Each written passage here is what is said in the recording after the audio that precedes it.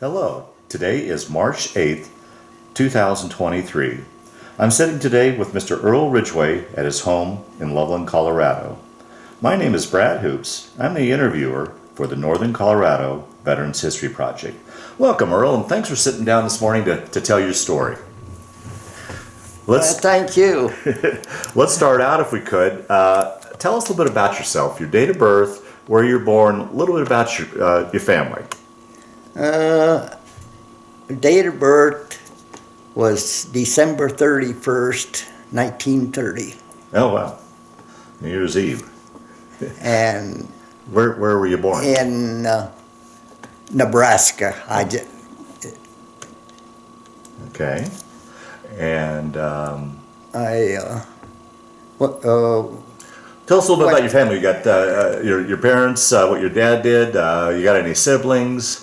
I have 4 siblings, 3 girls and 1 boy. And the boy, he was in World War II. Oh boy! Wow. Towards the end of it. And my dad, he is a farmer to start with, so okay. That's about it. Yeah, yeah. And I went to school in Trenton, Nebraska, and graduated in 1949. And went to the service about 2 months later. Now, did you enlist, or were you drafted? I enlisted in the service. And which branch did you? The Army. And of all the branches, how did you come to choose the Army? I didn't like water. Okay, fair enough. Yeah. And I had a couple buddies I graduated with that joined at the same time. Oh, so you guys all went off together? Yeah. Okay. And we were together in basic training in Fort Riley, Kansas. Actually, the training area they called something else, and I can't remember what it is. And one of them was sick for a little bit, and so he got sent back. And so never seen him again. And the other one, we went basic training, and I put in to go to medical field service school when I got out of basic. And I got that, and I was sent to Fort Sam Houston, Texas, go to that school. Let me back up and ask a quick question here. How was that transition going from civilian life into military life? Basic training, was that, how was that for you? Was it easy? It was fairly easy. I mean, they run you through the basics, and you do get in shape, which is good, because you had a 25-mile forced hike and before you could get out. Right. With a full pack. And I barely made it. Wow. And I went to that school down there. It lasted, I don't know, must have lasted about 4 or 5 months. We had to learn all the bones in the body. Oh, wow. Now, were you prior to that, were you interested in Yeah. Oh, okay. Science. That was something, I don't know, all the time I grew up, I was interested Oh, very good. Okay. in that. And, I finished that, and they sent me to Fort Benning, Georgia,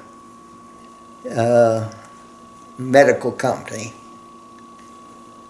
And I was there for a month or so, and the company commander called me in and he said, would you like to work in Dispensary A, which was a dispensary that took care of most of the troops in the camp. Wow.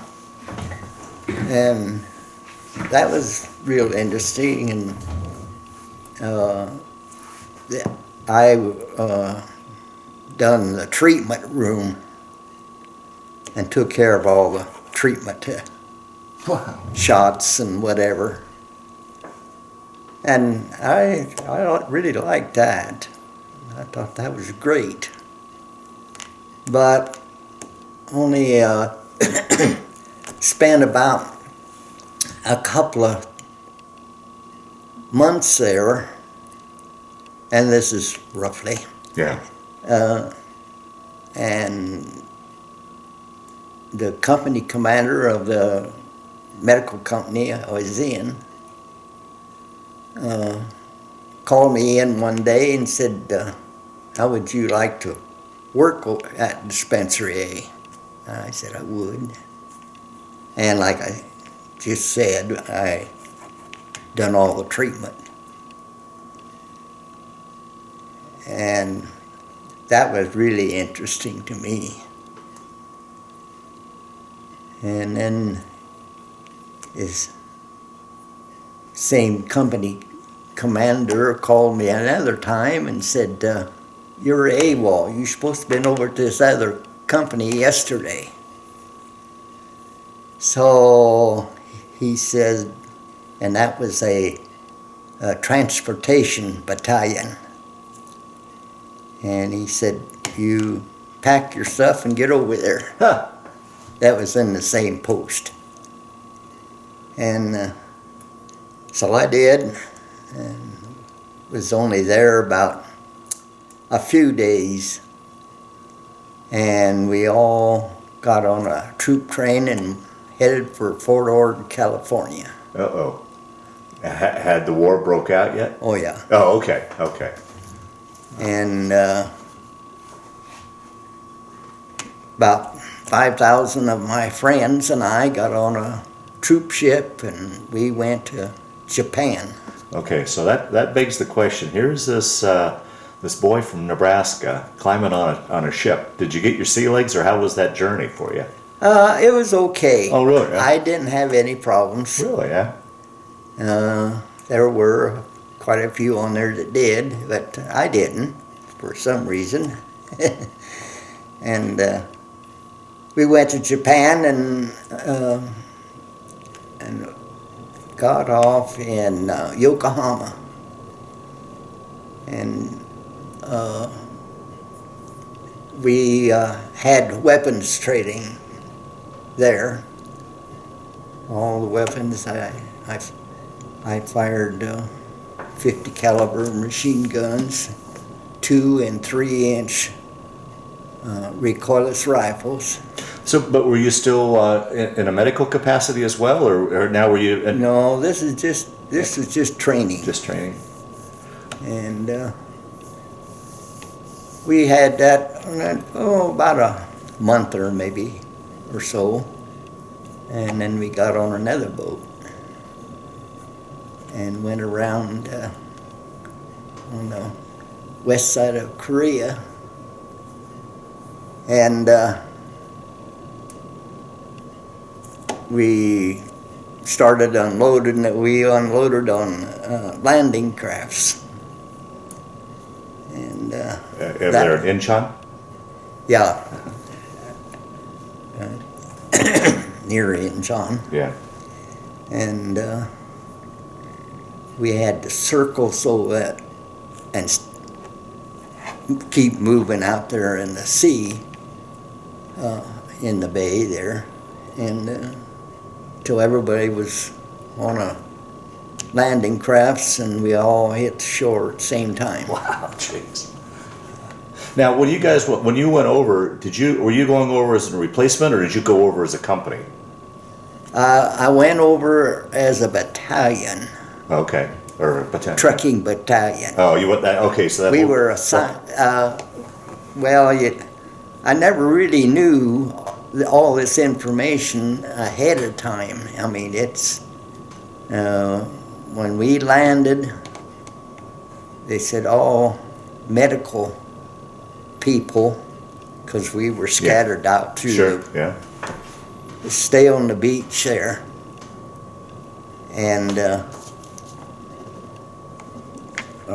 we had a doctor, he was a captain.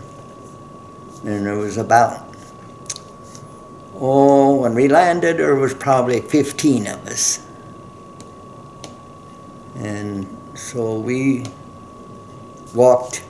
hiked there to the other side of Inchon, where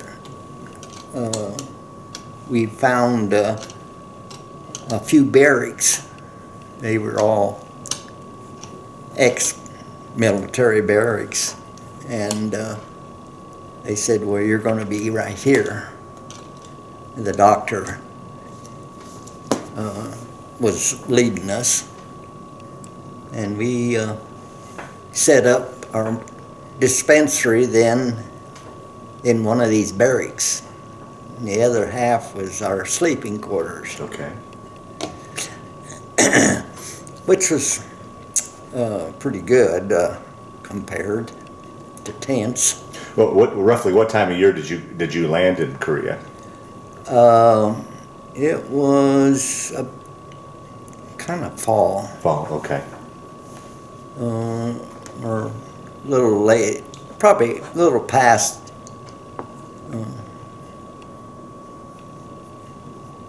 Yeah, it was a fall, and we stayed there, and our first patient was a Korean lady that had a wound in her arm, and it was full of maggots, which is good, Oh, is it? Oh, okay. because maggots only eat dead flesh, so it keeps a wound cleaner. Oh, wow. Okay. They done it here in the United States in World War I. They used that treatment, and we cleaned it up and bandaged her and told her to come back the next day, or a couple of days, and she did, and brought her friends with her. So we had a whole bunch of them. But we always took care of anybody that come in. I didn't know if they were Marines or if they were Army.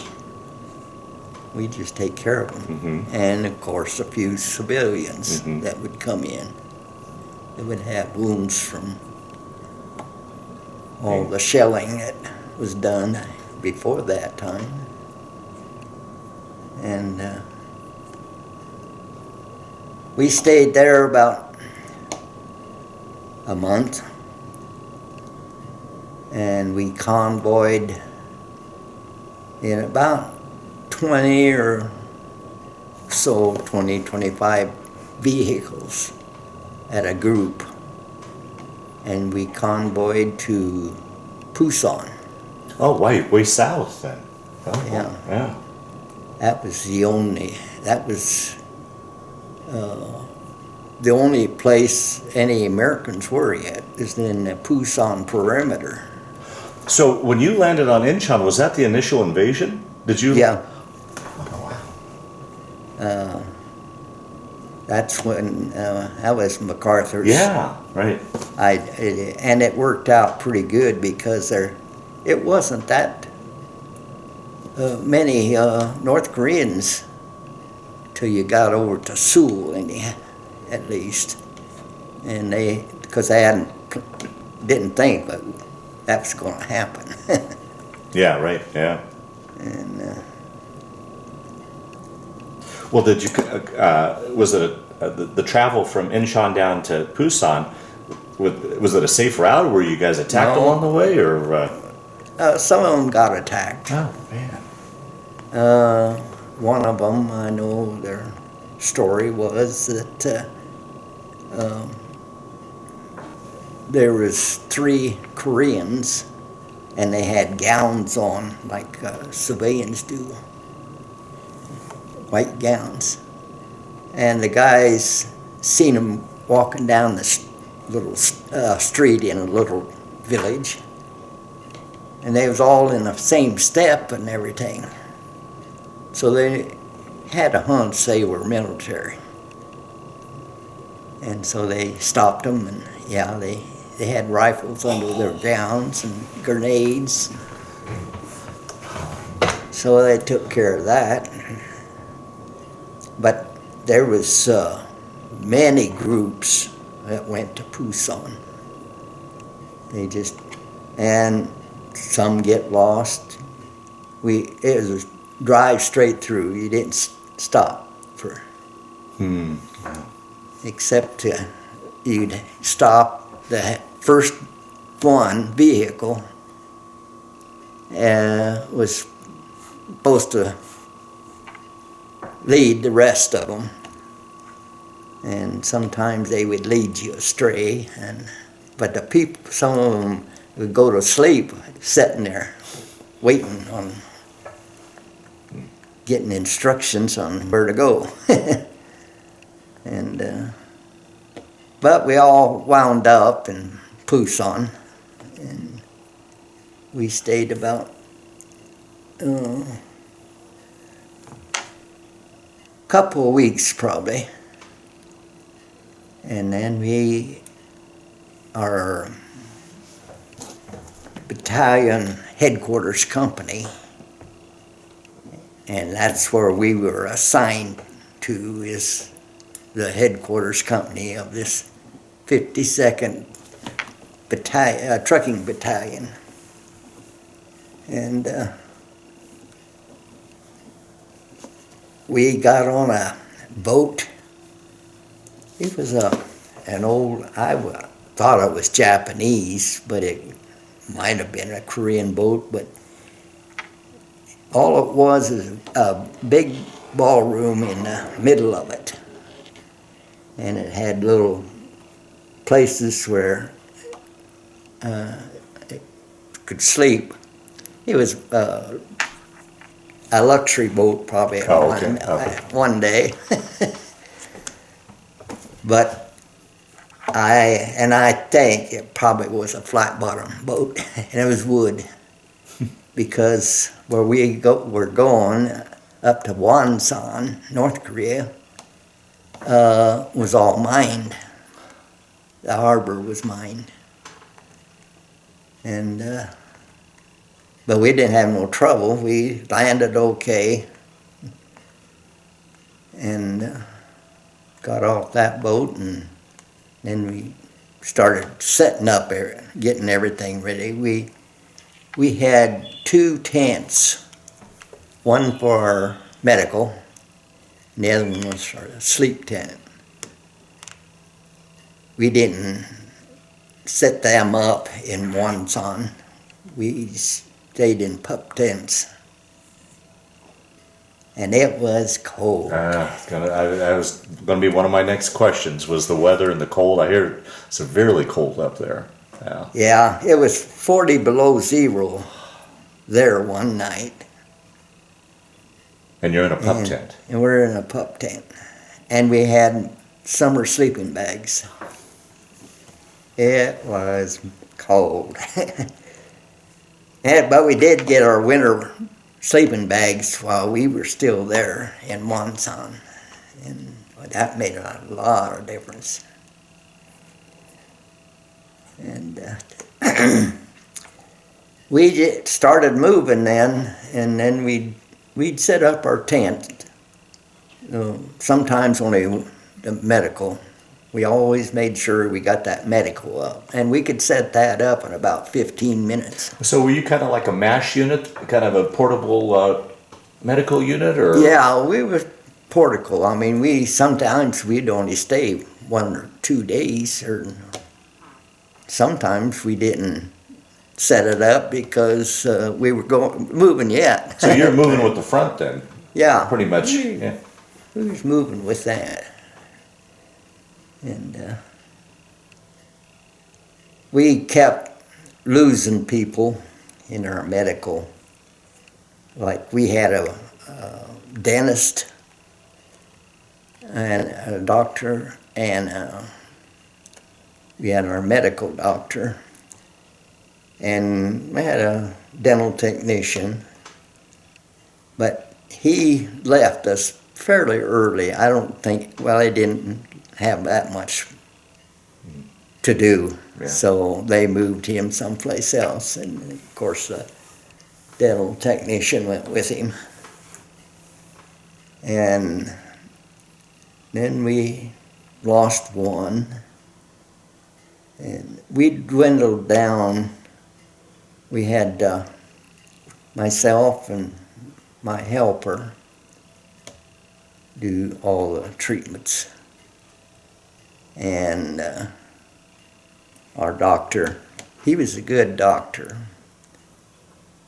and we just moved up going north, and we got So how far back would you be from the fighting, or would you be right in the thick of it, or?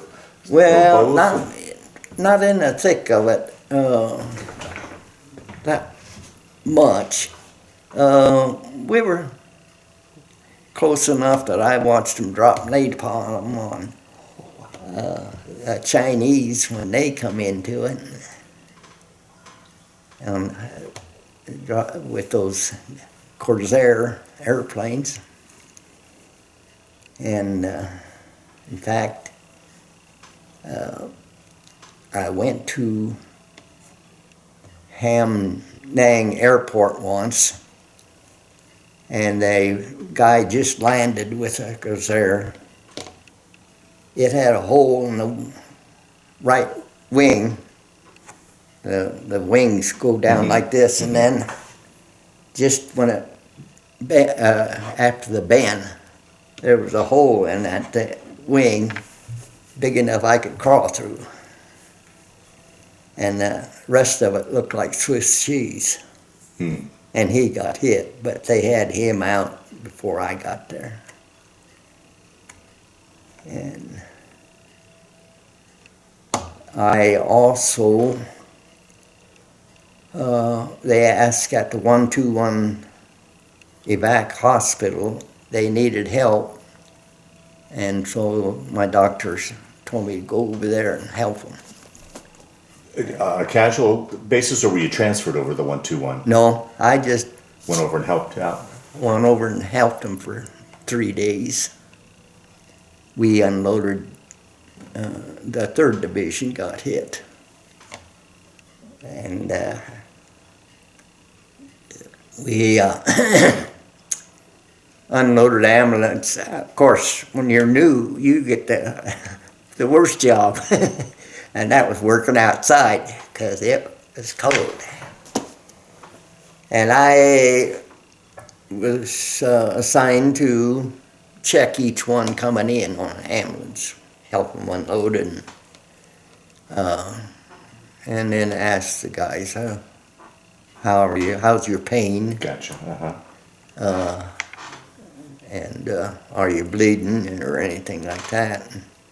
But you didn't want to uncover them much because it was cold. And I would tell them, take this one into this tent. We had 2 tents. The first one was ones that didn't need treatment right away.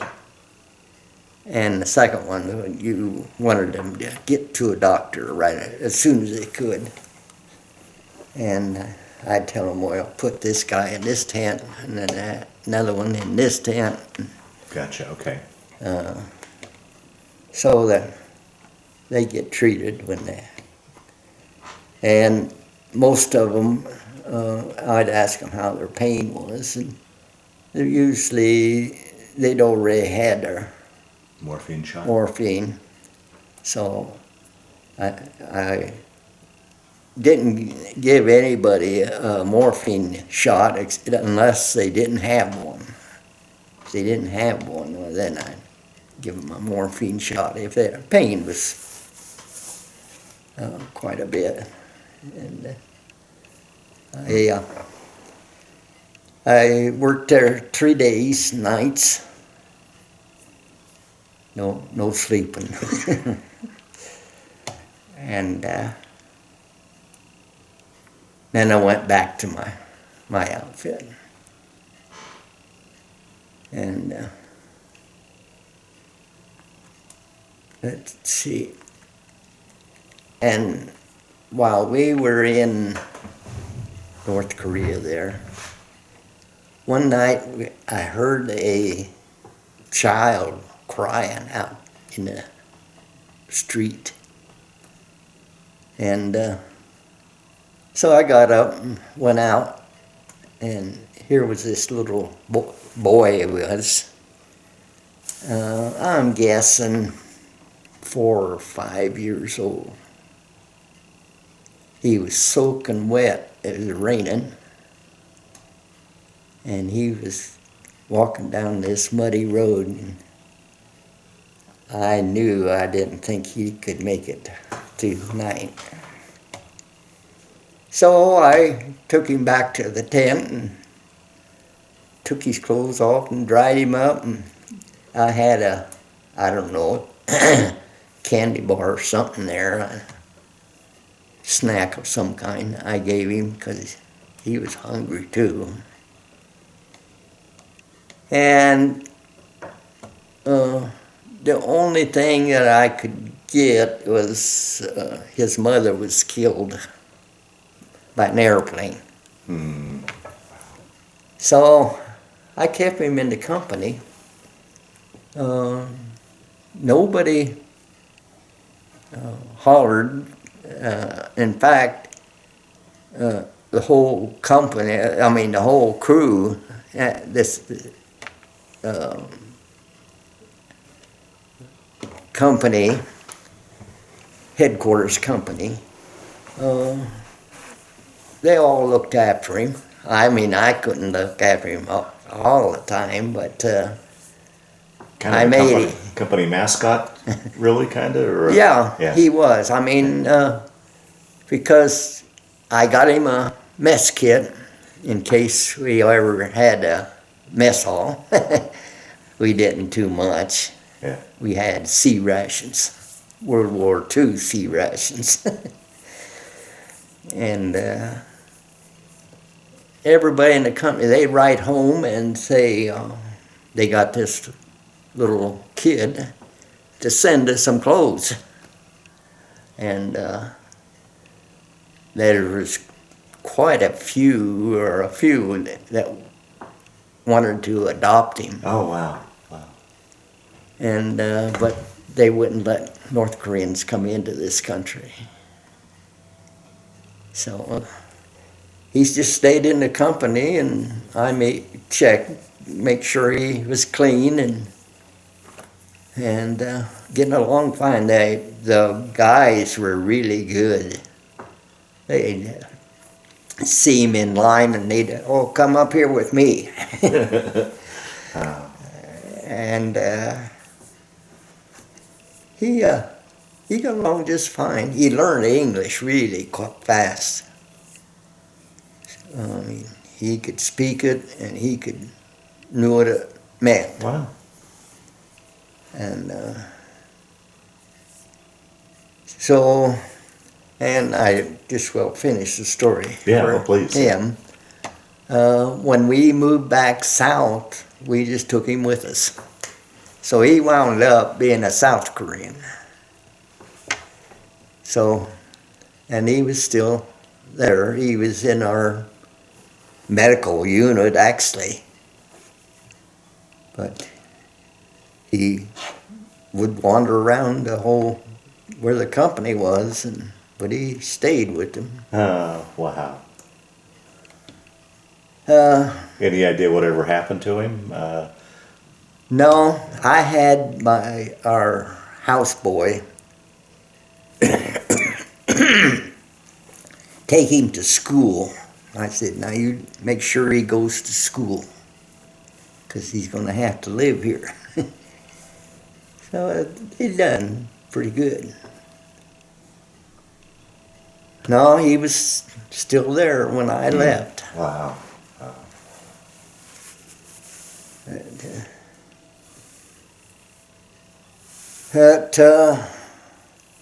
Far as the rest of us, we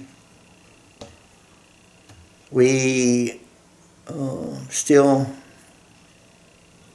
attack, they call it, and in reverse. We headed back down south. And about everybody had left. There was about 5 of us maybe left in our medical unit. For most of the time, we had an older guy, been in service quite a while, do the paperwork we had to do, but we didn't do too much. We had him, he'd make out our tickets to tie on them if we give them morphine, because they had to know what time and everything. Yeah, right. I would never give any if they've already had it, because you can overdose them, and then they've got bigger problems. And so, I always let a doctor give them their second, if we could, and our doctor, he would do it. Because he knew what it would take to overdose. Right. Our morphine come in syrettes. It had a needle on it and everything, a little tube. Mm-hmm. You know, all you had to do is Just pump stick the needle in and squeeze it.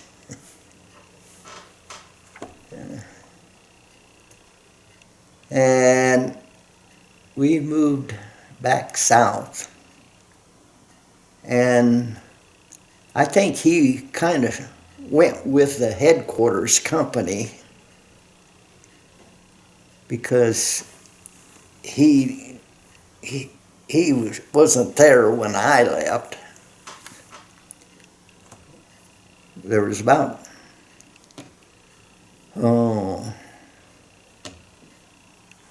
5 probably altogether with the doctor. Of course, the doctor, he left with officers. He was a captain. And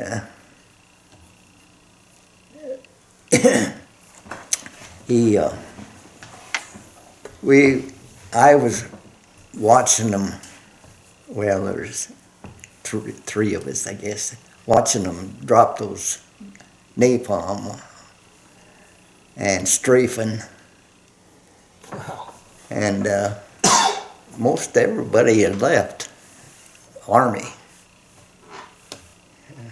and Marine.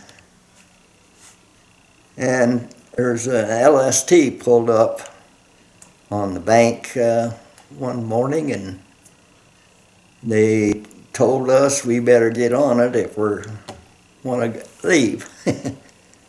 They were letting civilians get on it. They hauled a lot of is that right? Koreans down south. Huh. I had the number, but I can't remember what it was, but altogether. But anyhow, this LST was loaded pretty well with, and they told us to get on it, and we did. We had our tent already tore down, and we had a Jeep, an ambulance, and a 3/4 ton vehicle. And 3/4 ton was to carry the tents. And of course the ambulance and the Jeep was the doctor's Jeep, actually. I drove most of it. I drove the doctor quite a bit. Well, yeah, most of the time for him to get around. And I don't remember when it was. The doctor wanted to get more trauma experience. So I drove him over to the 1st Cavalry on the other side, and to check it out and see if he wanted to get transferred over there. They were having plenty of trauma. And so I drove him over there for that. And we got there about noon. And so I grabbed my mess kit. I'll see if there's any lines around. I can just get in. Yeah. He said, "Oh, I'll leave it there. We'll go over to the officer's tent and have our meal." Okay. I see how the officers live. And went over there, and yeah, there was full of colonels and majors and a general that was in command of Australian troops that were over there. They had quite a few over there. And I met him. He come and shook my hand, and he introduced me, the doctor did, as nephew of Matthew B. Ridgway. Matthew, you know, was the commanding general after MacArthur. Okay. But that was all. The doctor just done it for. Yeah. But they all treated me real well. Yeah. And had the breakfast, and then the lunch, and we headed back then. It was getting towards evening, and we went a ways, and I was letting no grass grow under our tires. And we got stopped by some guards, Korean guards. I don't know if they're South Korean or North Korean. And so we had our weapons handy. It was cold, so the Jeep wasn't in. All it had is a campus roof. Mm-hmm. So we tied blankets along the side and trying to keep that air off you. And these guys wouldn't let us go, whoever they were. And we said, "Well, we're going." And they had weapons, but the doctor, he was behind that blanket over there on the other side, and he had his .45 out,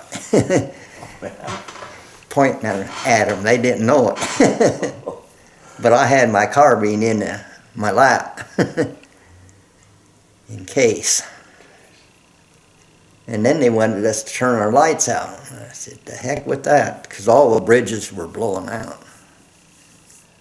If you wanted to go, you drove through the creeks and rivers. And you had to have a light to see if they didn't block the road or nothing. You watch the side of the road and you see some tracks go off to the side, why, you better follow that. We got back okay, pretty late that night.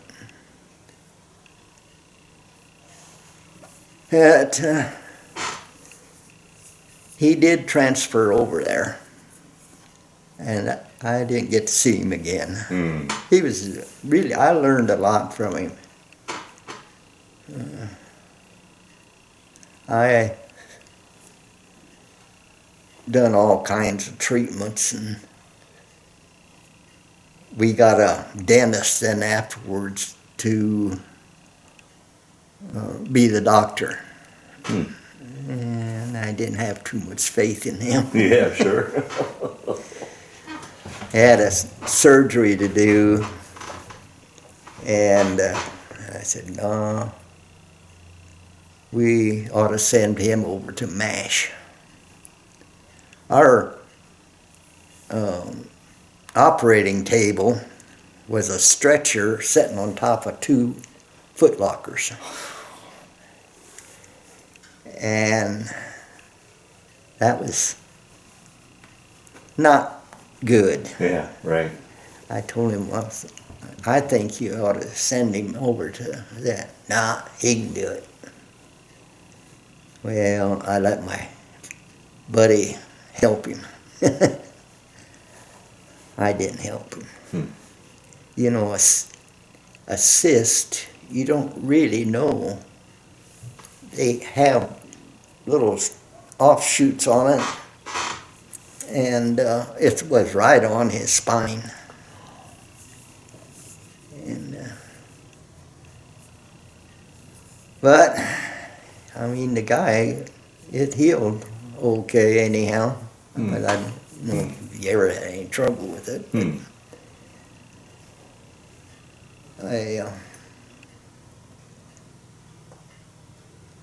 Once we got on that LST, by the next day we were down south, and he docked, rented up on the beach, and we all got off.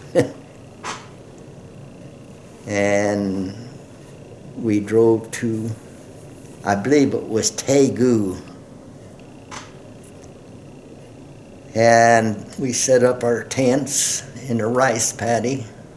We always liked the flat places, but you had to cut a hole in the dike, or where we didn't one time, and our boots were floating the next morning. Oh. But we had everybody in our unit, our medical, had cots that I kind of borrowed from the Marines. They had a dump in Inchon, supply dump, and we just drove through. They were just laying out there on the ground. I didn't even know it was Marines till later. So I got enough for everybody. Till some lieutenant seen me out there looking, see if there was anything I really needed. You had to be a bit of a thief. Sure. They wouldn't give you one, but Yeah. they'd let it lay out there on the ground and rot. So that was the end of that then. That's just like a cook. He has to be a bit of a thief if he's going to fix a decent meal. And one thing I won't eat even today is corned beef hash. Oh, is that right? That's all we had in those rations, sea rations. And it would be froze up north there, froze solid. So yeah, and a lot of times you couldn't have a fire. And the guys that drove the trucks had pretty good. They put it on the engine, let it thaw out while they're driving. And you thaw out the outside, and then you eat it, and then you thaw out another layer. Oh, jeez. Eat it. The cigarettes in the C rations. They always had a pack of cigarettes in there. They were so dry, you was afraid to light them because they just flare up. And once in a while, there'd be a truckload of cigarettes go by, and you borrowed a case of them and pass them around to the rest of the guys. But,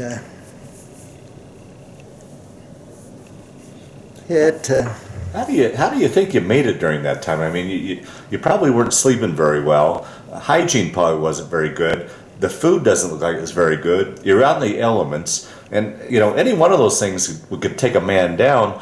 But on top of that, you had the stress of war and such. I mean, how did you get through that time period? oh, I don't know. It's just something you had to do.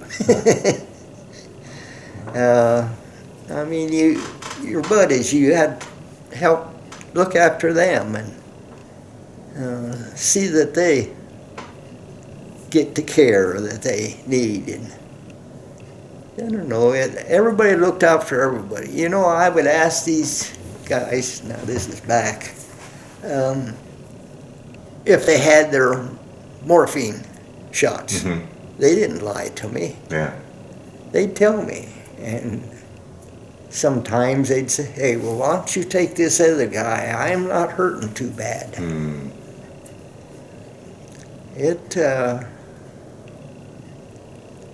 I would say it's a little different today.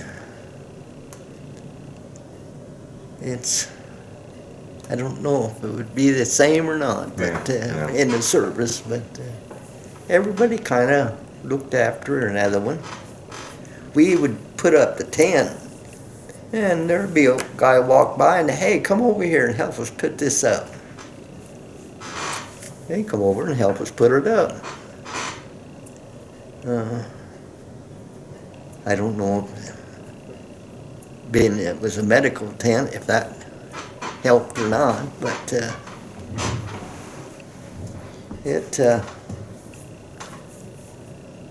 we get our medical tent up. We even had a floor for it, section, come in pallets. Mm-hmm. The doctor found that someplace. He was really a good doctor, and somebody you could get along with easy. And he could throw a knife. Oh, is that right? Oh man, he could throw a knife. I don't know why he was so good. Knife, even an axe. Huh. Only thing is, we quit throwing the axe at a tree. Some colonel walked by on just as that axe stuck in that tree. We ought not do that no more.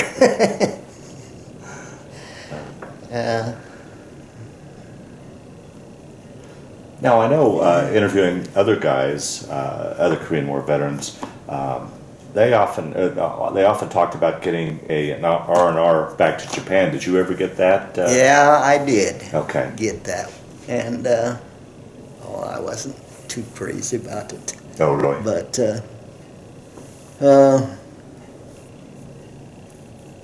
they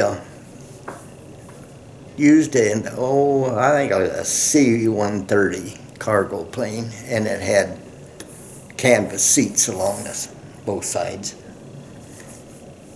And that guy, he would wind that thing. It was a dirt strip, and there was a fence down in the end. He would wind that airplane up, and man, he'd let the brakes off, and it would jump. But he always cleared the fence. And that's another thing. If a guy was going on R&R, everybody would, hey, here, take a couple of bucks with you. Really? I'll be darned. So you'll have a good time. Yeah. He was always doing that. Wow. Well, it must have been nice, I would think, getting over there and sleeping in sheets and after all the conditions you've been living in. Yeah. Nice. Well, yeah, it wasn't fancy place. Yeah. It's just It had to be fancier than what you had left from, though, I would think. yeah, it was, Yeah. but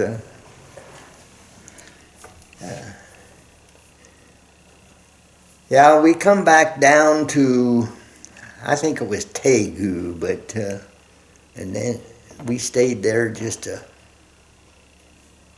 2 or 3 days, I think it was, and we went to Wanju. We set up our medical and we set up the sleeping tent in this rice paddy. And that night, well, we heard the boom, but we didn't. When we moved, there was a ammunition dump burning. And so those were going off at that time. And we, that night, I think it was, here headquarters had our ambulance. They always took care of it, put fuel, made sure it was full of fuel and all that. And where we were at was at their motor pool. And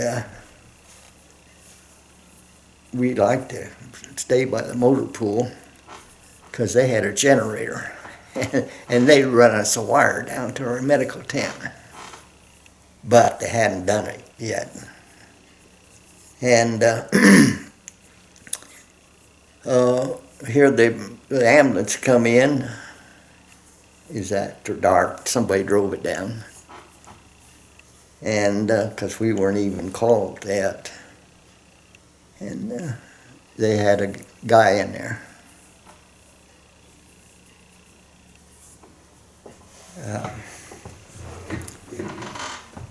He had tripped a mine. He was stringing telephone wire. He always had to do that. Yeah. And two guys, they tripped a mine. And the one guy, he just looked like he'd been peppered, just spots of dirt and sand under his skin. I don't know why his eyes wouldn't have been injured, but he could see okay. The other one, he was hurt bad. I think he either had to be standing right on it. It was half-pound TNT blocks with trip wires. And either he tripped a bigger one or he was standing right on it when it tripped. We didn't know that was a minefield. Actually, the 82nd Airborne mined that field. And they lost the paperwork, they said. And they carried him in and set him on the floor, and we started checking and working on him. And, the doc, he took one side, and I and my buddy, we were on the other side. I had to get a tourniquet on his leg right away.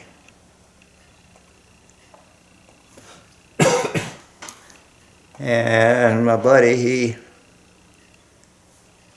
he had his hand blowing off at the wrist. his leg was blowing off in the middle of the thigh, but the bone was still there to his ankle.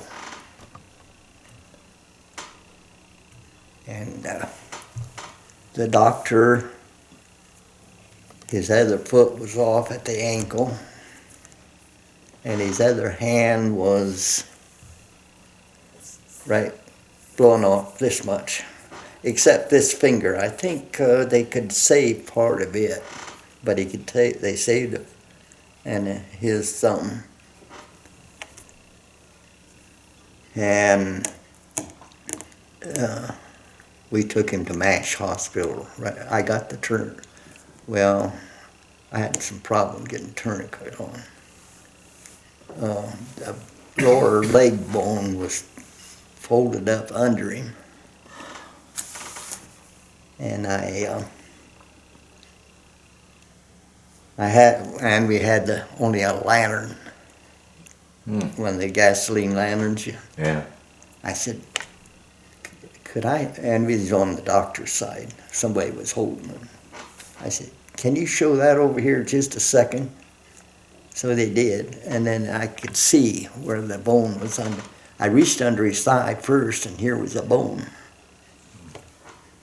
And I thought, well, that ain't the femur. But they showed the light over, and then I could see the bone was folded under him. And so I reached him, being real careful, because that artery is there in the open. It wasn't bleeding. But I was real careful about raising his leg. I could take the bone out kind of sideways, so I didn't have to raise his leg that much. And so I took it out, and I got the tourniquet on. And the doc had this artery wasn't. We could tie them off right at the wrist. And we took him to MASH Hospital, and they got right after him. And I was out there with another patient about 2 days later, and I asked about him. Did he make it to Japan? And they said, no, he's over here in the ward. He says, go over and see him. So I went over there and see him, and it was just a smaller tent. And he says, oh, I can still drink a beer. Wow. I don't know if you wanted us to hear all that. Yeah. Oh, sure. It's, yeah. How was that for you to? Oh, it bothered me. Oh boy. It does today. Yeah, sure.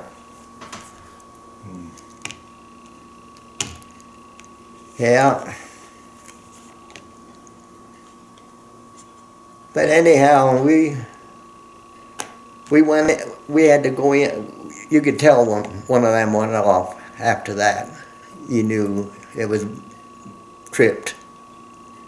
And the rest of them were civilians. We had 21 we took out of that minefield. And one was a 15-year-old kid, about 15. They put up signs the next day in Korean and American that was a minefield. Stay out of there. But they didn't. I had an old guy come in one day. He walked in. And he was going to plow up a patch for another rice paddy. And he come in, and he had a piece of shrapnel went through his lower lip and knocked out 2 teeth. And I took him to a Korean hospital. We always took him to the Korean hospital. We couldn't speak Korean, right. and they couldn't speak English. So whenever possible, we always took him to a Korean place. And we took him to a Korean hospital, it's hard to call it that because it was kind of a house, old house. And they put him up on their table, and they moved her over in front of the window. And the window was so dirty, it lost at least half the light. And to sew him up, his inside and outside lit. And I asked him by sign language, a lot of sign language. Yeah. What'd you do with your teeth? Oh, he said, I just spit them out. I said, do you spit out that shrapnel? I guess so. I was going to get it for him as a souvenir. And he had spit it out someplace. But they sewed him up. And on the way out, they were trying to give a lady, draw some blood from a lady. And the so-called nurses, I didn't know what they're doing. And they had poked her so many times trying to get blood. And she was hollering and crying. I said, let me try it. So I did. I got blood first time. So I was number one.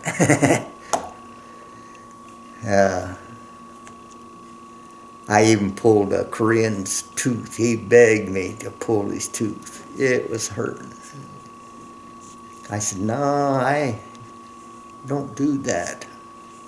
Oh, he just kept begging. I said, well, okay. I didn't. We had all our tools for it because they hadn't run off with them yet. Okay. And so I pulled his tooth. And I was number one again. That you do have to do anything.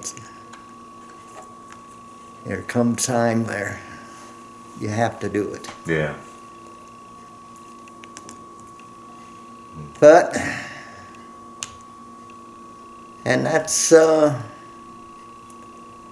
they did, I don't remember where it was for sure. They built us a Quonset, a permanent place.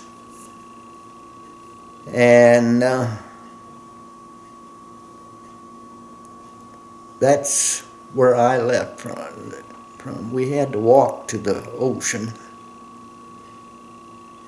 And I was trying to think, how did we? I guess we just got on the boat there. We didn't have to. They had a deep enough harbor that they pulled the boat right up there and climbed up the steps and got on. It was a smaller boat. And we hit a storm. And man, that was rough. That's when a lot of them got sick. You'd be standing there, you didn't sit, you stood and ate your meal. It was on a metal table. And you didn't know if you was eating yours or the one that slid down there. It was a rough ride. Oh boy. But we stopped in Hawaii to drop off some guys.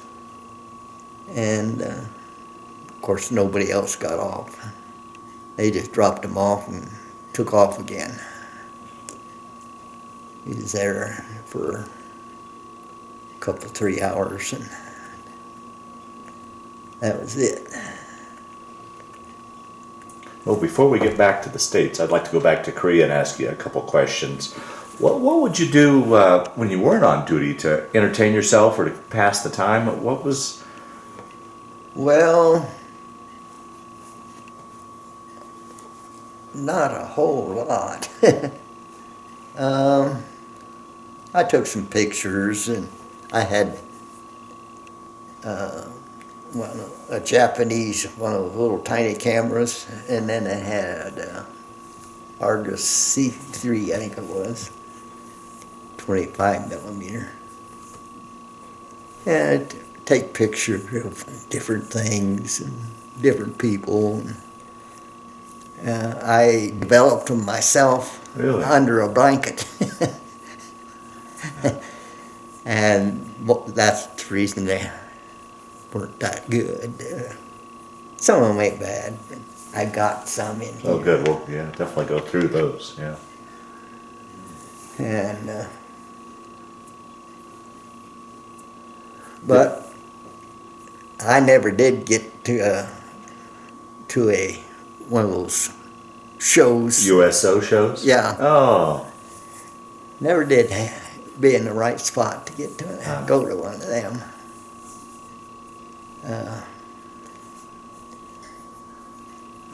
At the last there, I was busy all the time. Shots, penicillin shots, streptomycin shots.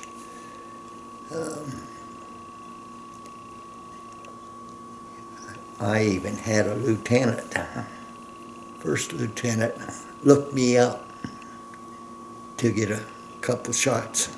Because your reputation, or... I don't know. I didn't know him. Huh. He just asked for me, and I said, well, that's me.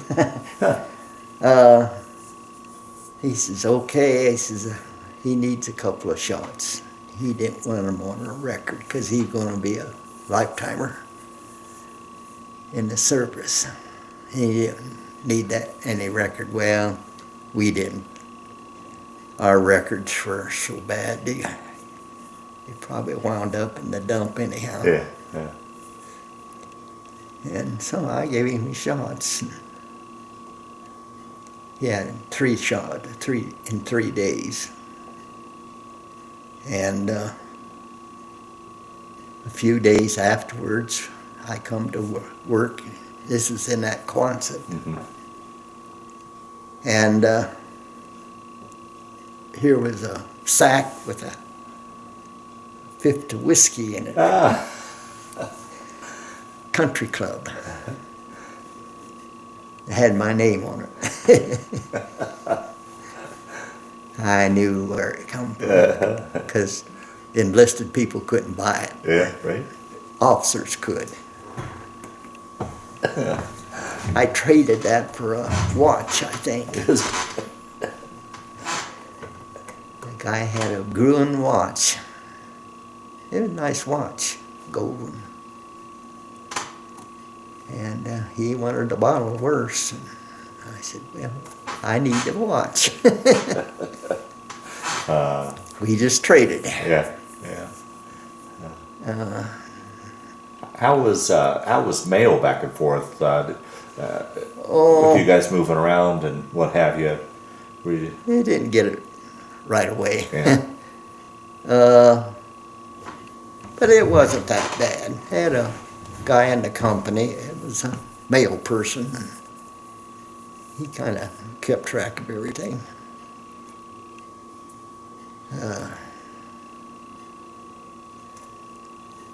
Pay. Oh, right, yeah.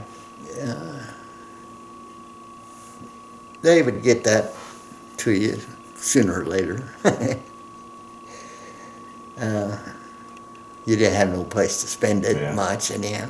You could buy, I would buy yen, because like our house, we'd have a houseboy quite a bit at the time. And he would take care of stuff in the tents, like get us warm water to wash in the morning. I don't care where you get it, but you make sure you got it.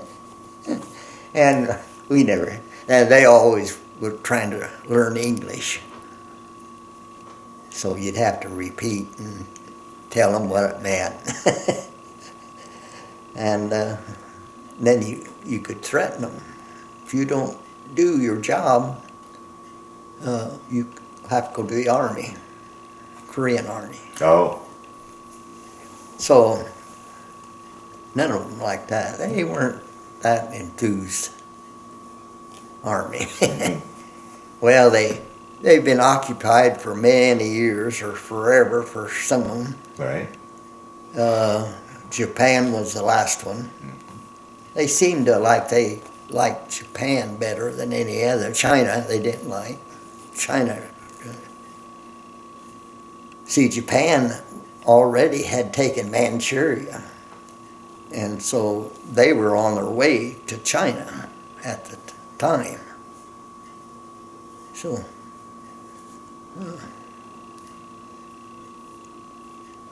but they would get everything done. They worked. They earned their money. They were paid $5 a month, which is 30,000 yen a month. And our exchange from script to their yen is 6,000 per dollar. So you could buy a whole carload of yen. I always paid I had a washer lady that done my laundry. I paid myself. And different things like that. Well, when I got that boy, the next day or two, I went and got a pair of fatigues and took it to a mama-san. I said, make him clothes like this. I had mine all tailored to, like eye jackets. The long coats are, most of them already been tailored, but I had tailored. I always had my shirts tailored, even in the States here, dress shirts. I had a guy in Fort Benning. He wasn't in the fort, but he was in the Columbus, I think it was, town. I had him do my shirts there, and he was really good. He'd come and he'd hold your arm out, and he'd pull this over here tight, make a chalk mark. He said, okay. I went to a lady one time, that was someplace else, and I think she must have stuck 50 pins in there. She'd have pins every place. But that guy knew how to tailor. Wow. They fit to a T. Wow. And then I'd have to turn them in. I move and I'd have to turn them in. Do it again. Yeah. So continue on your story then. You'd stopped in Hawaii and making your way, I guess, to the West Coast. Yeah, we docked in San Francisco. And I always hear everybody that goes under that bridge, it was such a great feeling to go under that bridge, the Golden Gate. The Golden Gate in 58. Or 48 it was. Yeah. Yeah, we went under it going. And I don't know, coming home, I don't know where that dock was. But anyhow, we got off. And they had, this is at night. And we had a place to go where Red Cross was. Well, the only thing you got at Red Cross was a cup of coffee. If you wanted a donut, you had to pay for it. And a lot of guys didn't have no money. They hadn't been paid maybe for 2 or 3 months. And they didn't have any money. So they didn't get to have a donut. I think I bought 1 or 2 for different guys. I happened to have a couple of nickels.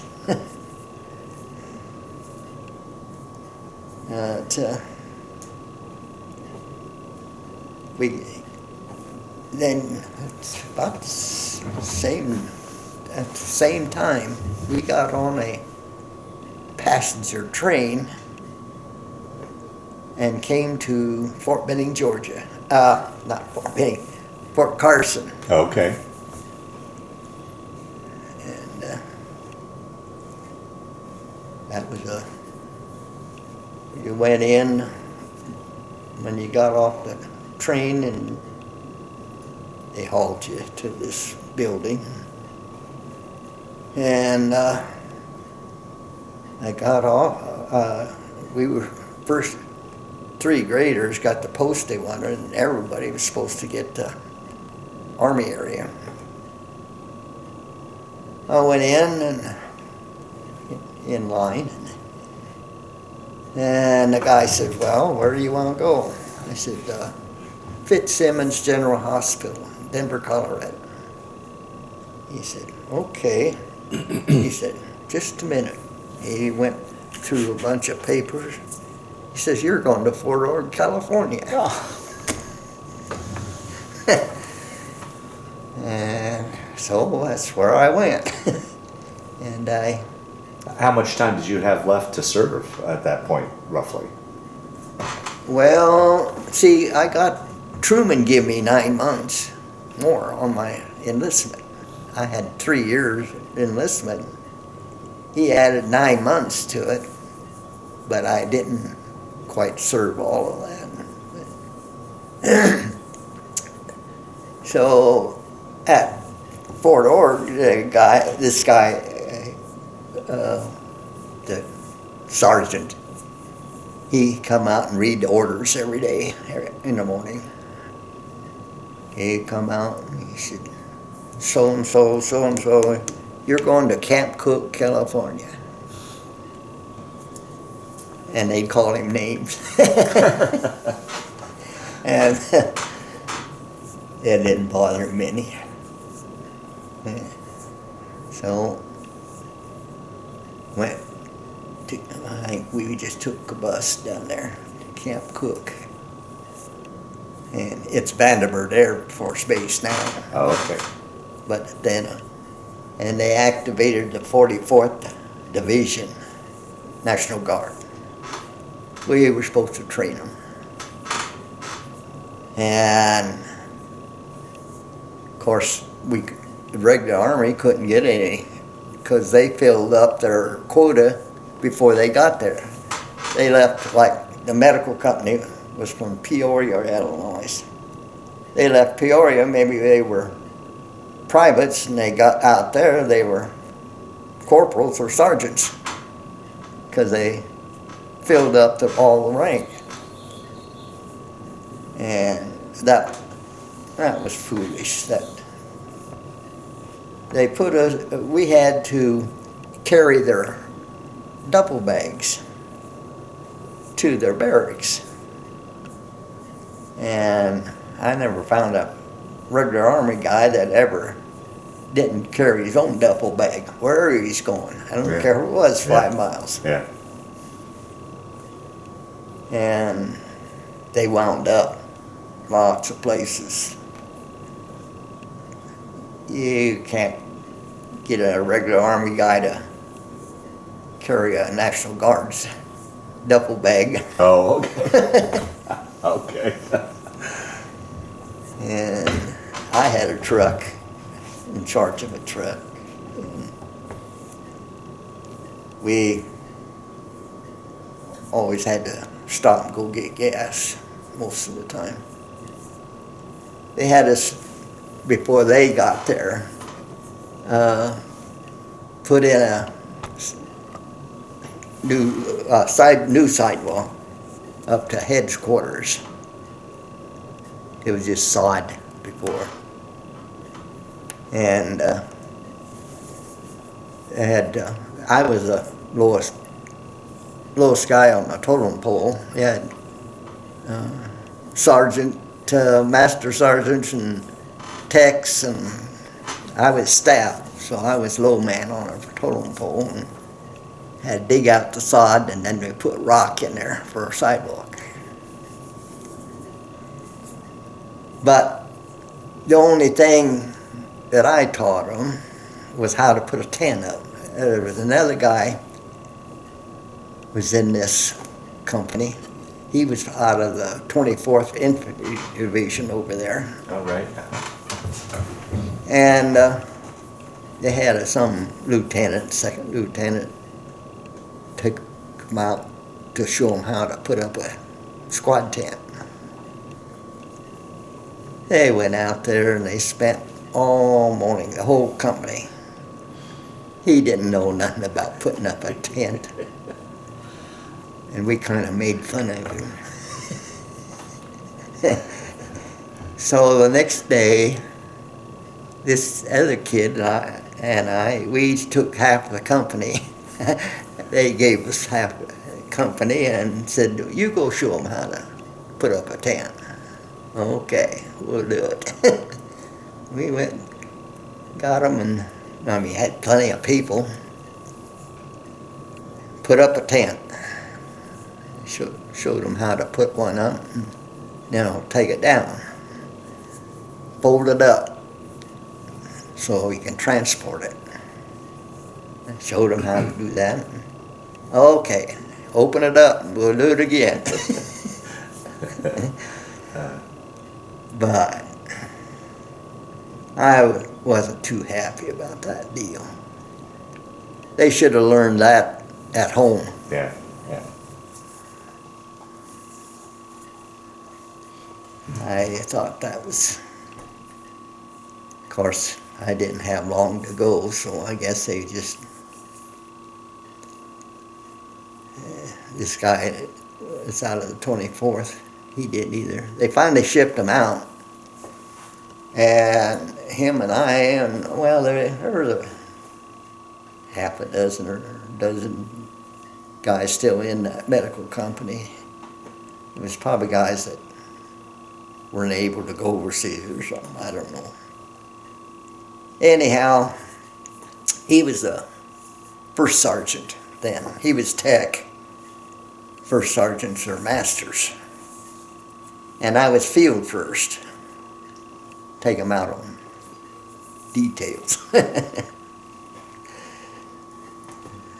But they needed more.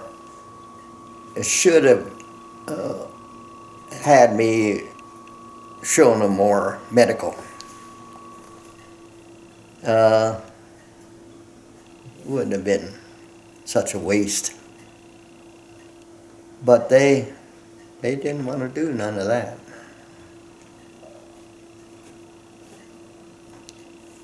So I had planned to kind of to stay in a little bit. Oh, really? It'd make it a career? Making a career out of it.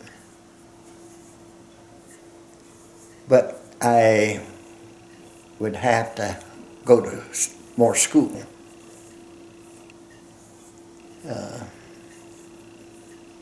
The one I took in Texas was pretty intense, but I'd had to do more. Well, when I got out, I asked, I want to go to school. I want to be a nurse first. Take nurse's training first, Mm-hmm. and then be a doctor's assistant. Mm-hmm. Okay. Because that's what I done over there all the time, was Sure. a doctor's Yeah. assistant. Right. No, you can't do that. So I just gave it up.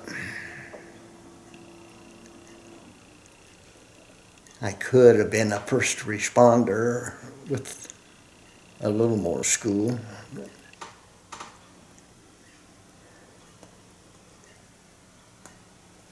Because that's what I done over there, actually, as a first responder. Yeah, right, right.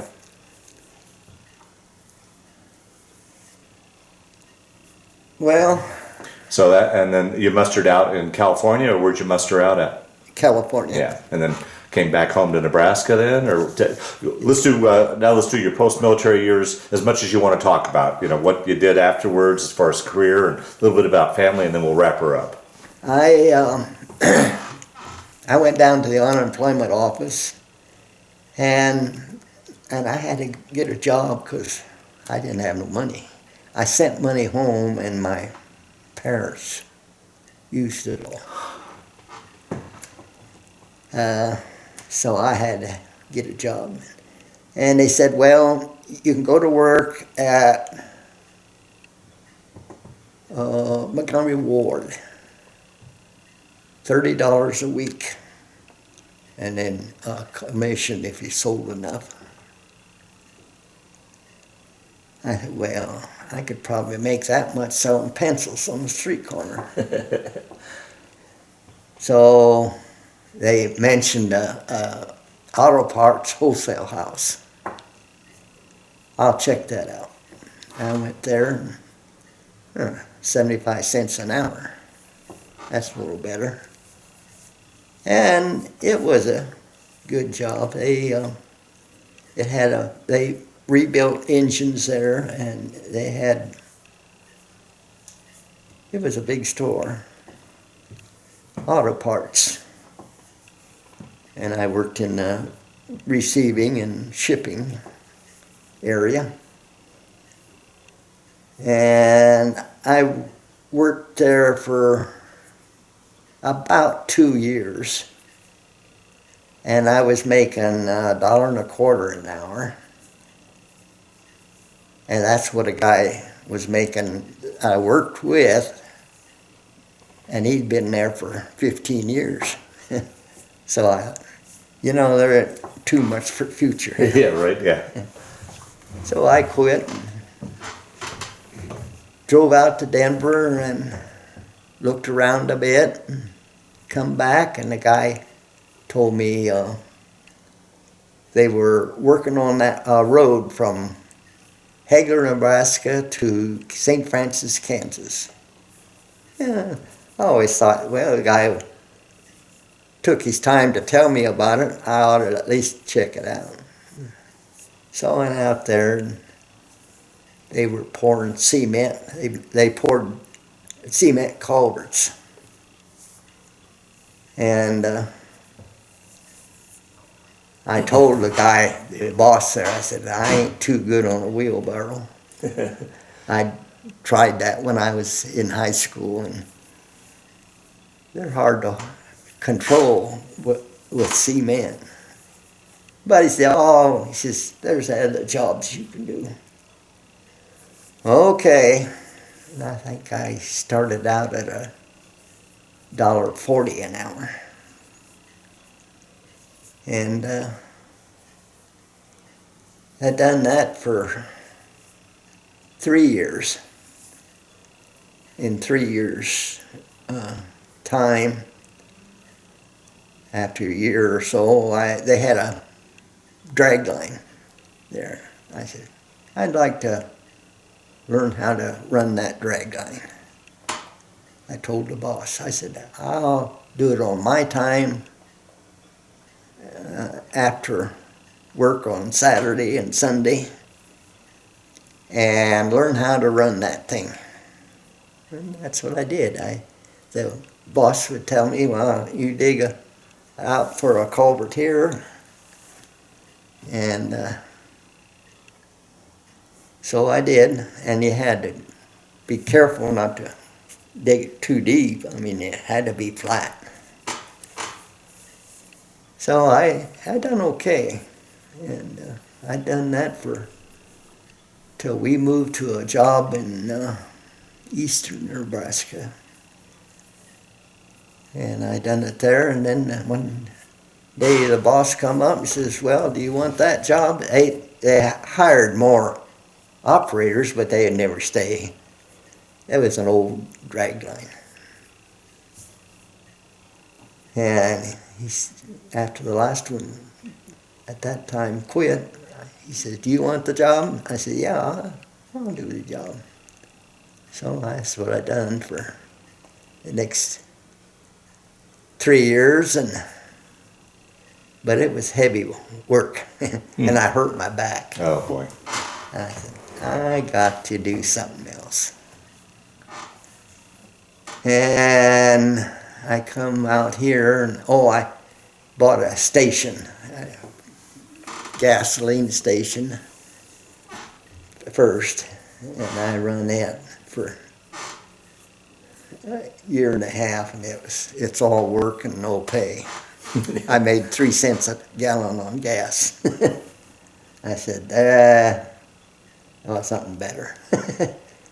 And the guy told me about Woodward then. I'll go check them out.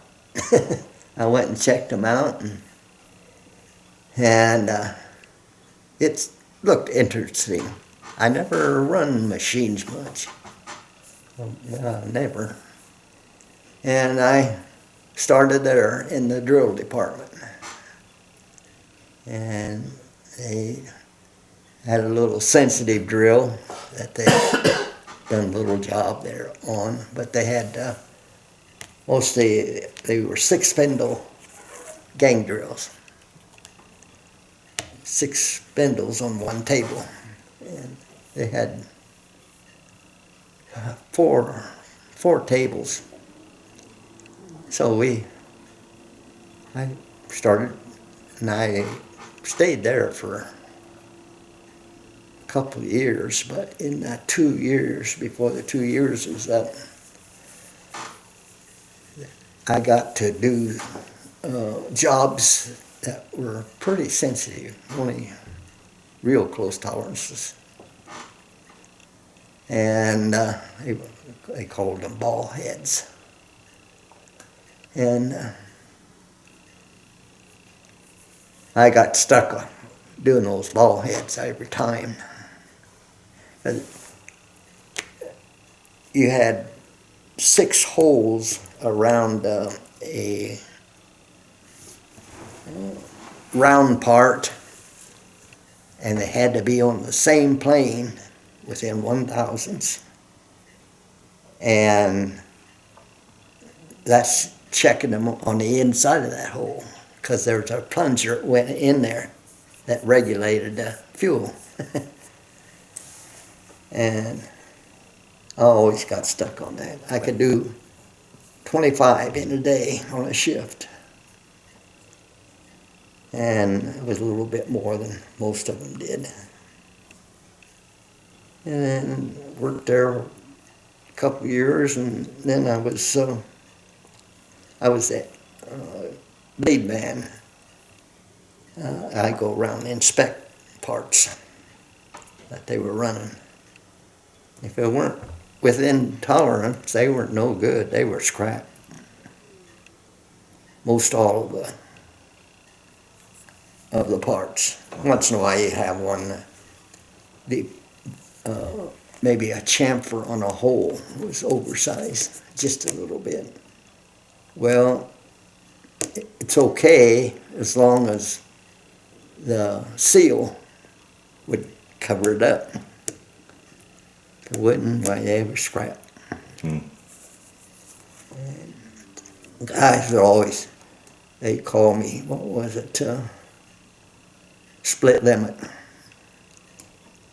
When you're given a job that has tolerances, you have a high and you have a low that you have to keep it in.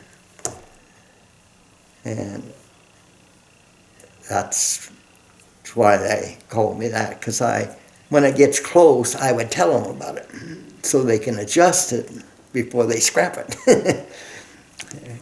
Till they made one that you had to scrap. I done that for quite a few years. I was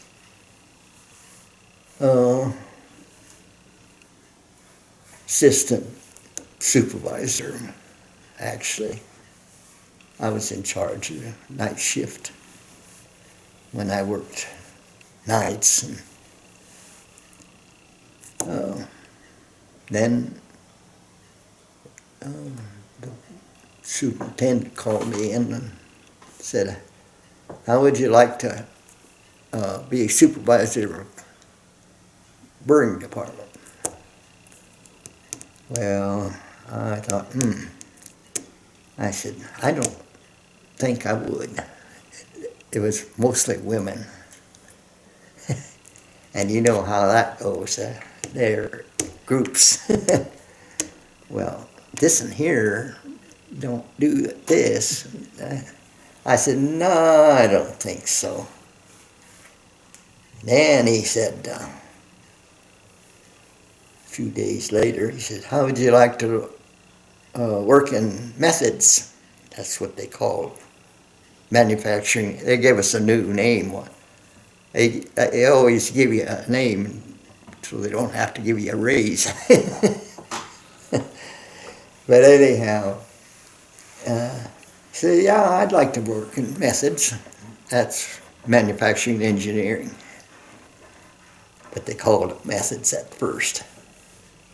They finally called it manufacturing engineering. And that was making drawings and checking out parts that make sure that the mating parts would fit. And I've done that for a while, and then they decided they're going to buy a computer controlled machine. They were going to buy 2 lathes, Warner Swayze lathes, and you had to program them. Well, I had no experience programming a computer. Right. So that was a tough job. But I learned how to program those computers and make a tape that you just run through the machine. That was interesting. There's a lot of calculations you had to do. For instance, making an oil seal groove, if oil seal around the holes instead of a leather gasket. And you had to go around everything. No straight line. Nice. And you had to calculate on that circle, where does this intersect it? A lot of trig. And I did in my senior year half a year of trigonometry, which I would have paid more attention if I knew I was going to use it that much. But I make it too, and you couldn't have a 1,000th wrong place where you intersected that circle. It had to be right on, because these gasket O-rings are form made, so they had to just drop them on where that groove is. So that was interesting. So how many years altogether were you at Woodward? 30. 30 years, wow. And that's where you retired from? Yeah. Yeah. I retired a little early. I knew I could see the writing on the wall. By then, the old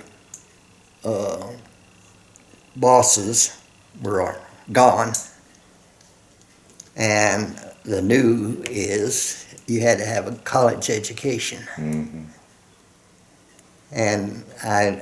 And they did do it, but, well, wasn't even a year they started getting rid of the old guys. We had a lot of guys that had 25 and 30 years. In fact, they give you a pin, a diamond pin, if you after 25 years, and a blazer. It was an interesting place, and they didn't. The pay wasn't all that great, but for the first years, the old bosses, the old CEOs, thought of their workers a little bit more than they do today. Today, you're just a number. But then, at that time, you was a little more than that. So you shared in profits okay. of the company. And so much for stockholders, so much to retain a percentage, and a percentage for the workers. And 1 year we had a 38% bonus. It was something. Wow. And they even returned money to like GE, and GE didn't know how to put it back in their company. Huh. Wow. See, the government controls a lot of that.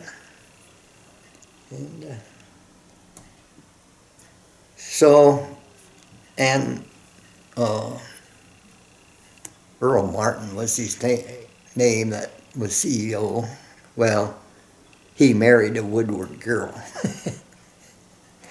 So he kind of leapfrogged into the job, but he was looked out for the worker pretty good. We had medical insurance. My daughter that was born, it cost me $3 and something cents at the hospital.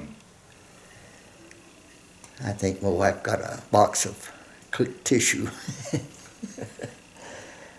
And other than that, I had a back surgery when I was there, and it didn't cost me a dime.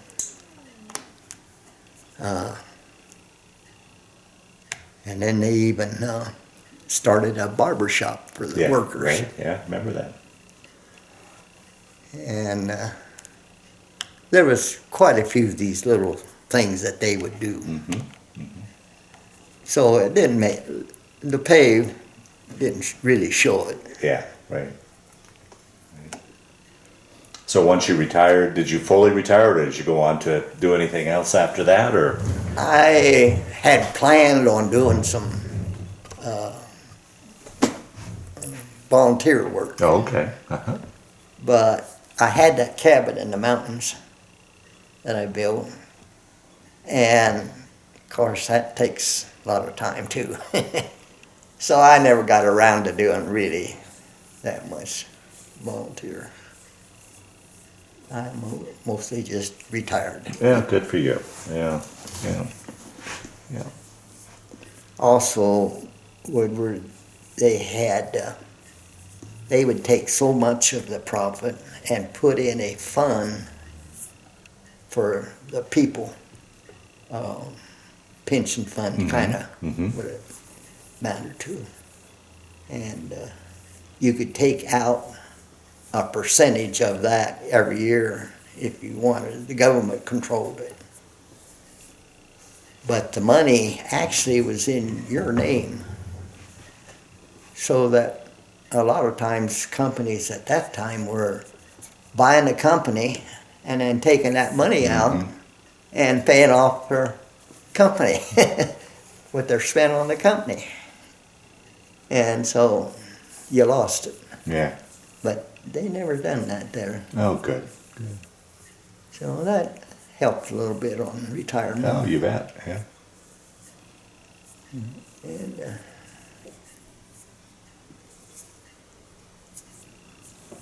well, I don't know.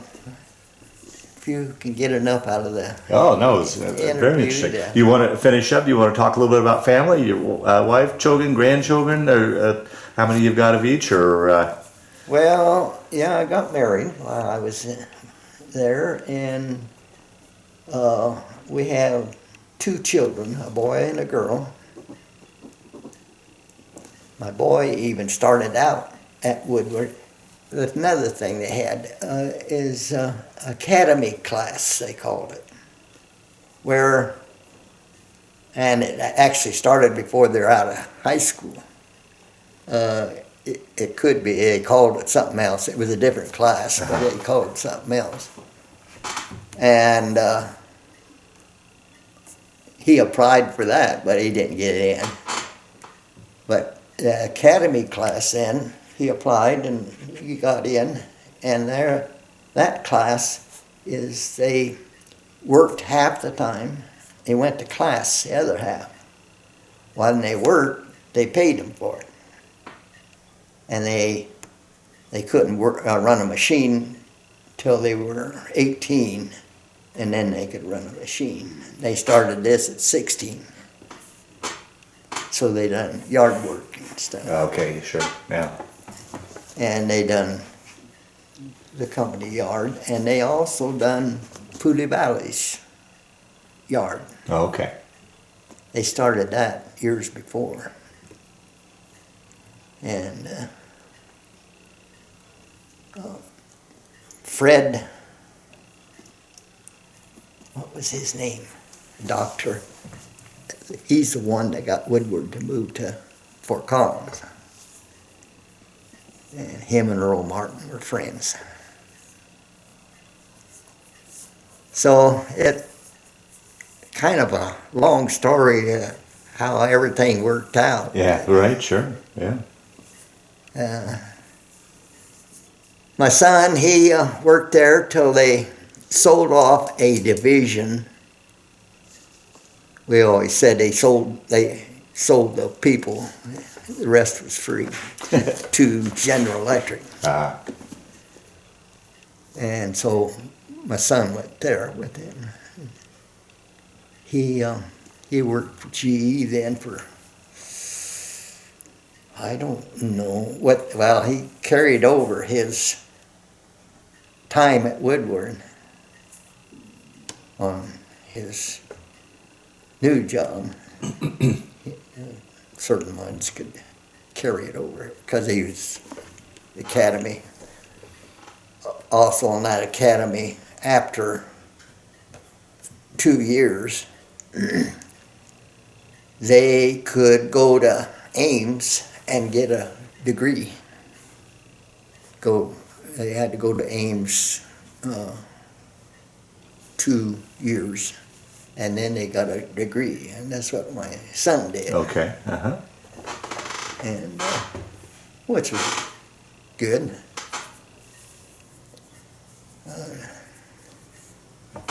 Now my son works at home with a company from Des Moines, Iowa. And I can't tell you Yeah, who it is. yeah. I don't know. Yeah. In fact, he has to go Sunday to Des Moines. He does,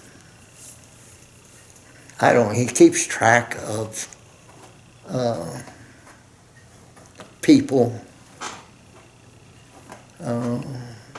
He checks, they have so many hours of work to do, and they got so many people to do that. And he's always telling the supervisors then, you got to get rid of a couple of people. You got too many. But I don't know how it is. Yeah. But And that's your daughter? She's had problems, and she was the smartest girl in school. She never studied, and she could get straight A's. She always was reading. She liked to read, but she got bored with school. Sure. Yeah. They couldn't. And she wasn't too much to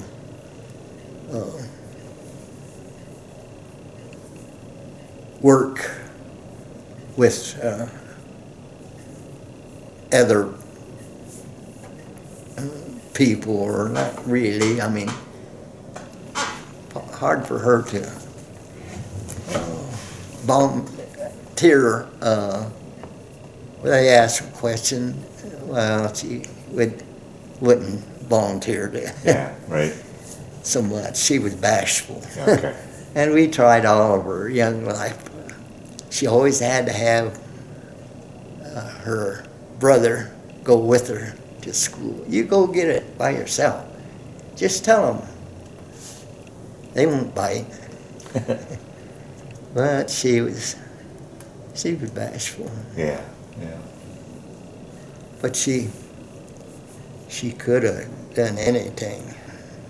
I was prepared to send her to college. I didn't, if she would go, but.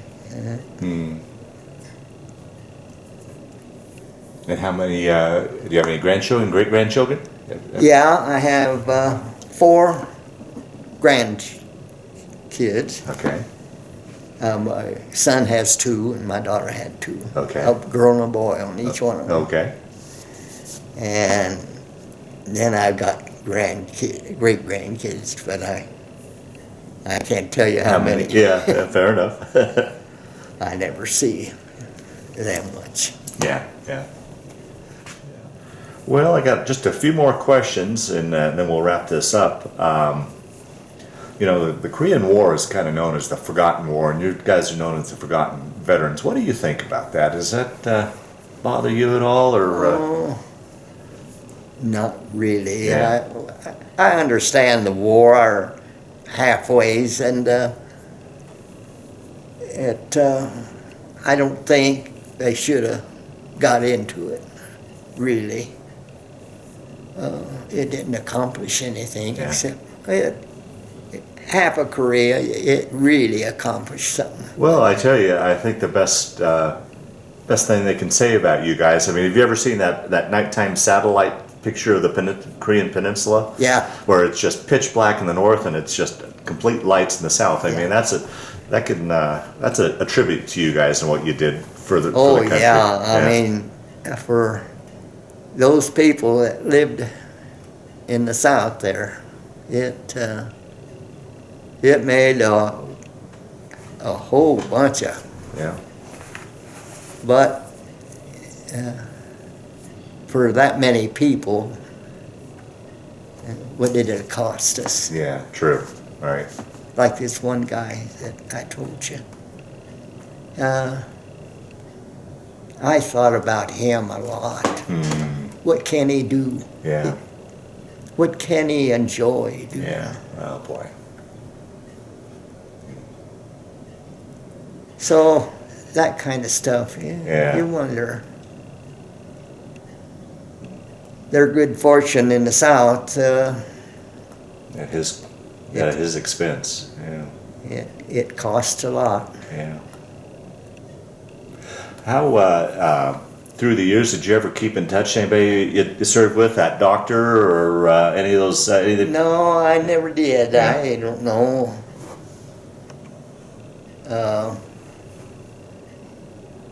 The guy that was my helper, I taught him how to give shots right away and stuff like that. But Yeah. he re-enlisted and he went to Germany the next time. But other than that, Yeah. I keep track of it. He was kind of a funny kid. Yeah. He didn't have the same morals as I had. Gotcha. Yeah. Well, the last question I asked, and we'll shut her down here, is as you look back on that time period in the service, and particularly what you went through, how do you think that did that change your life, affect your life, play a role in your life, or was it just simply a chapter in your life? How would you answer that? Oh, it changed me quite a bit. different things. I make my bed before I leave the room. That's one thing they taught you. I a little more careful on what I do. I want it to be right, and I want it to work. Well, Woodward teaches that too. Mm-hmm. Mm-hmm. But and I think that's reason I could move up in the Woodward is you do it like the Army does it. Right. Yeah. Fair enough. Yeah. Yeah, it made me a whole lot better. Oh, wow. Very good. Well, Earl, I want to thank you for sitting down to tell your story today, but just as important, I want to thank you for your service to our country. Well, thank you. I get that every day. Good.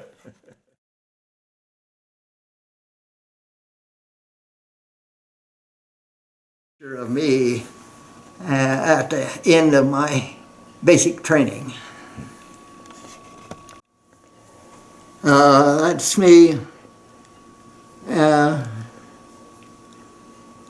don't know where it's at. Well, fair enough. By the ambulance. That's you stand by the ambulance? Yeah. That was a little boy that I found out in the street one night. That you were talking about earlier, told the story about. Yeah.